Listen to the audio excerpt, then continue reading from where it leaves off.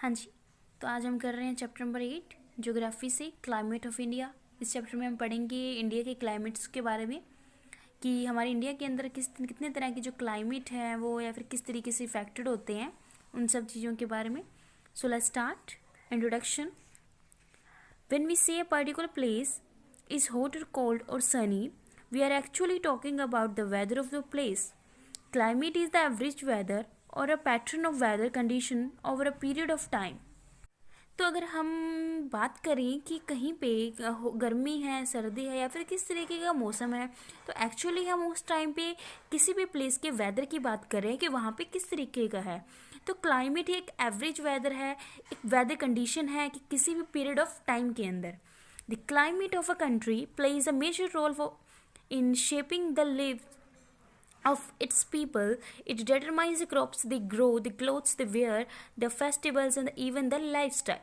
तो अगर हम किसी भी कंट्री की अगर बात करें तो उस कंट्री का जो क्लाइमेट के साथ में ही बहुत सी चीज़ें मैटर करती हैं, यानी कि लोगों का रहना, लोगों का कपड़े का पहनने का तरीका, उनके खाने का तरीका, फेस्टिवल्स, इवन उनका लाइफस्टाइल भी जो क्लाइमेट के साथ में बहुत ही ज़्यादा रिलेट करता है। The climate of a place is determined mainly by its latitude, altitude, position with respect to mountains, distance from the sea and by winds. तो इस तरीके से जो क्लाइमेट है, क्लाइमेट मोस्टली डिटरमाइन किया जाता है अर्थ के ऊपर कहीं पे क्या लैटिट्यूड है, कितना लैटिट्यूड के हम करीब हैं, ऑल्टीट्यूड है, या फिर किस तरीके की पोजीशन है जो हम जहाँ पे रह रहे हैं लैंड के ऊपर, उसका लेवल क्या है, माउंटेन के साथ में क्या डिस्टेंस है फ्रॉम द सीज, और हवाओं का वहाँ पे क्या मतलब, ये सभी चीज़ें क्लाइमेट को इफ़ेक्ट करती हैं और ये चीज़ें हमें डिटरमाइन करती हैं कि हमारा जो वातावरण है यानी कि क्लाइमेट है वो किस तरीके का है, मौसम जो है वो किस तरीके का है। Let's see what role of all these factors plays in determining the climate of India as whole and the climatic variation from। तो हम ये देखते हैं कि ये सभी के सभी फैक्टर्स हमारे इंडिया के क्लाइमेट को किस तरीके से इफ़ेक्ट करते हैं और हमारी कंट्री के डिफरेंट पार्ट में इनका क्या वेरिएशन होता है।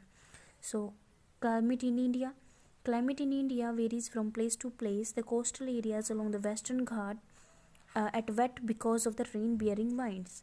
तो जो यहाँ पे बात की जा रही है कोस्टल एरियाज़ की, वेस्टर्न घाट के ऊपर, तो वहाँ का जो क्लाइमेट है मोस्ट ऑफ वेट रहता है, गीला रहता है, क्योंकि हर टाइम मॉइस्चर वाला रहता है, क्योंकि हर टाइम वहाँ पे जो रेन होती रहती है, वाइंड्स, तेज़ हवाएं चलती रहती हैं नमी से भरी हुई।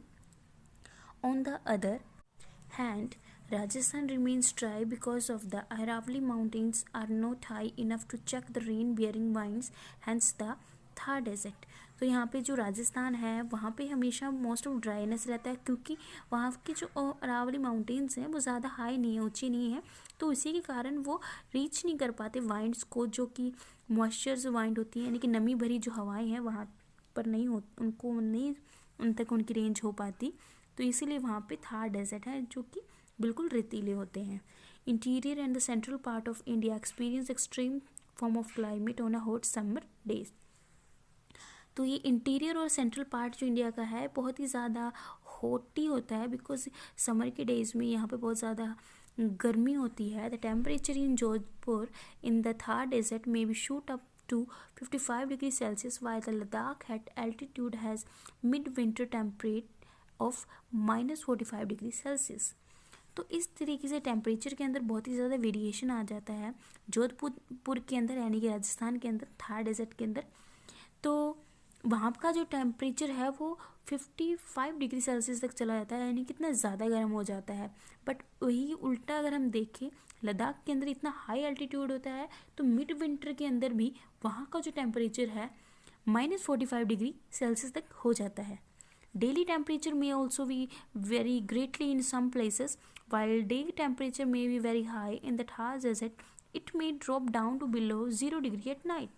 तो टेम्परेचर जो है कहीं ना कहीं जो ऐसा होता है कि कुछ जगहों पे ऐसा है कि बहुत ही ज़्यादा वेरी करता है, एक दिन के अंदर ही बहुत ज़्यादा वेरिएशन आ जाती है क्लाइमेट के अंदर।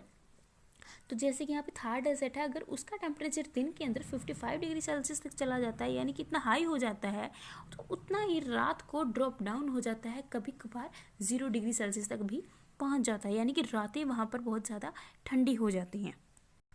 Latitude. With the Tropic of Cancer running through the almost of the middle of the country, most of the India is light in the tropical and subtropical zones, so the temperature is quite high throughout the country. तो latitude यानी कि latitude के ऊपर with यानी कि हमारा जो area है ट्रॉपिक ऑफ कैंसर का, तो उसके ऊपर जितने भी कंट्रीज़ या फिर जितने भी वहाँ पे जो कंट्री वगैरह जो लाइक करती हैं, तो ये सभी का सभी जो पार्ट आता है ट्रॉपिकल और सब ट्रॉपिकल जोन के अंदर आ जाता है. हमारी मोस्ट ऑफ इंडिया की जो कंट्रीज़ हैं यहाँ पे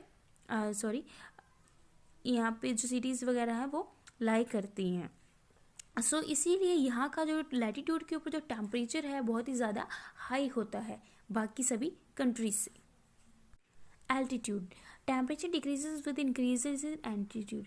तो जितना एल्टीट्यूड ज़्यादा हो जाता है उतना ही टेम्परेचर डिक्रीजेज हो जाता है, यानी कि माउंटेन्स की जो रेंजेस है टू बियरिंग द रेन, तो उसके कारण क्या हो जाता है, जो टेम्परेचर है बहुत ही ज़्यादा डिक्रीज हो जाता है, ठंडा हो जाता है, बहुत ही ज़्यादा नीचे चला जाता है temperature. Places in the mountain are colder than the places in the plain. तो ये जाहिर सी बात है कि जो प्लेसेस माउंटेन में होती हैं, जो माउंटेन के आसपास होती है, माउंटेन्स के ऊपर होती है, तो वहाँ पर का जो माहौल है यानी कि टेम्परेचर है बहुत ही ज़्यादा ठंडा हो जाएगा as compare to the plains. जैसे कि हम यहाँ पे एक सिंपल प्लेन यानी कि ऊपर रहते हैं, वहाँ पे जो टेम्परेचर अलग होता है, और जितना ही हम ऊंचाई पे जाते हैं टेम्परेचर का डिफरेंस आने लगता है. As for instance, Shimla and Ludhiana are situated in the same latitude, yet Shimla being located at the high altitude has a cooler climate. तो यहाँ पे एक एग्जाम्पल आपको दे के दिखा रहे हैं कि शिमला और लुधियाना वो दोनों एक ही लैटिट्यूड उनका सेम ही है, बट जो शिमला है वो लोकेट करता है एट हाई एल्टीट्यूड, जो हमारे लैंड के लेवल के ऊपर रहता है यानी कि पहाड़ों में स्थित है. तो इसीलिए वहाँ का जो टेम्परेचर है वो ठंडा होता है, वहाँ का जो क्लाइमेट है ठंडा होता है as compare to Ludhiana. The northern belt of the mountain has cold climate all through the year because of the high altitude. तो यहाँ पे बोलते हैं नॉर्थन एल्टीट्यूड के अंदर जो क्लाइमेट है वहाँ का टेम्परेचर भी बहुत ही ज़्यादा ठंडा रहता है due to the high altitude.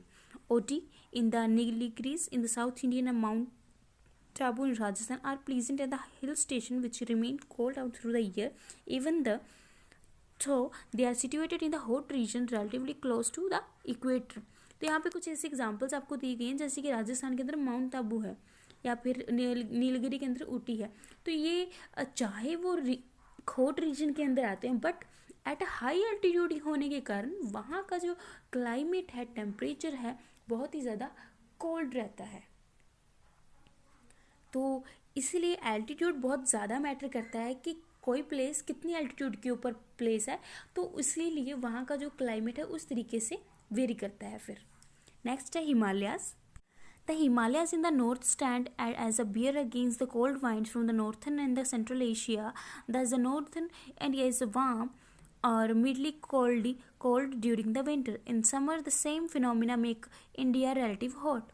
तो हिमालयाज जो है वो नॉर्थन के अंदर स्टैंड करते हैं, एक बैरियर बन जाते हैं against the cold winds in the northern और सेंट्रल एशिया. तो हमारे इंडिया के अंदर ये जो एक बैरियर का काम करते हैं, तो ये क्या है, ठंडी हवाओं को रोक लेते हैं. तो इसलिए हमारा जो नॉर्दर्न इंडिया है वो वार्म रहता है, और या फिर यूँ बोले कि विंटर के अंदर थोड़ा मिडली ठंडा रहता है, कोल्ड रहता है, बट समर के टाइम में बहुत ही ज़्यादा गर्म हो जाता है, क्योंकि वो एक बैरियर बन जाता है जो ठंडी हवाओं को रोकता है हिमालयाज.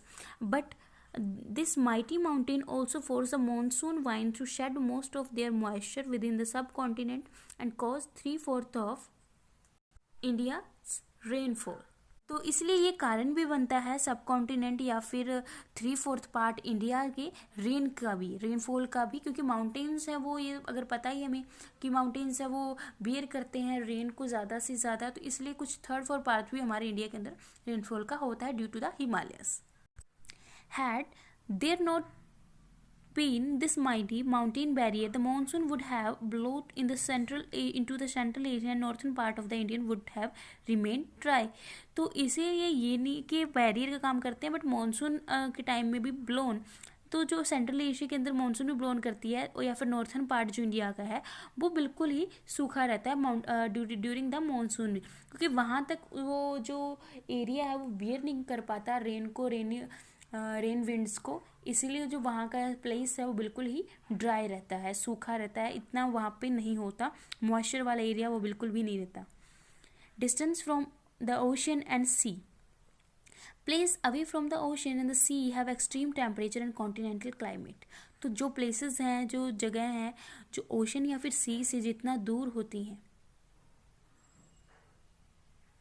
तो वहाँ का जो टेम्परेचर है उतना ही ज़्यादा कॉन्टिनेंटल क्लाइमेट होता है, यानी कि उसके अंदर बहुत ही ज़्यादा ठंड के टाइम में बहुत ही ज़्यादा ठंडा हो जाना, गर्मियों के टाइम में गर्म हो जाना। This continent type of climate is characterized by the hot summers and the cold winters. The effect water bodies on temperature areas is moderate. तो यहाँ पे जो एरिया है, क्योंकि जो अगर बात की जाए जैसे ये वाटर बॉडीज़ हैं, तो ये जो टेम्परेचर को बिल्कुल मॉडरेट की तरह रखती हैं बिल्कुल, क्योंकि जब during the sun day time जो सन है उसके कारण वाटर जो वेपर है वो बिल्कुल ही वेपोरेट होता है, जिसके कारण हवाओं में बहुत ही ज़्यादा ह्यूमिडनेस जो है ज़्यादा हो जाती है, जिसके कारण बिल्कुल मॉडरेट सा टेम्परेचर बना रहता है और नमी रहती है मौसम के अंदर, तो ये चीज़ें बनी रहती हैं। और पानी है, पानी के कारण सर्दियों में थोड़ी सर्दी भी ज़्यादा होती है।